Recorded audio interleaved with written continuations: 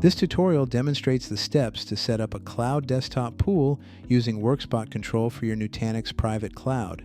Start by logging into Workspot Control with your account. Navigate to the top of the page, click on Resources, and then select Add Pool on the Cloud Desktop Pool Setup page. On the Setup page, use the drop-down menu next to Select Cloud to choose the private cloud for Nutanix that you previously created.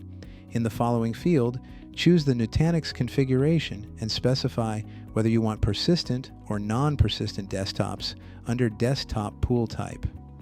Click Search next to Select Template and then click Search again. Your previously created template will appear in the list. Then choose the template, provide a name for the desktop pool and a display name. Enter the number of desktops you want to deploy and select a prefix for the desktop name. Make a suitable choice for the field called Route Through Gateway. For this tutorial, Never will be selected.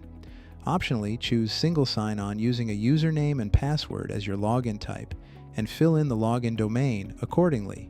Finally, click Create, and Workspot Control will initiate the desktop provisioning process.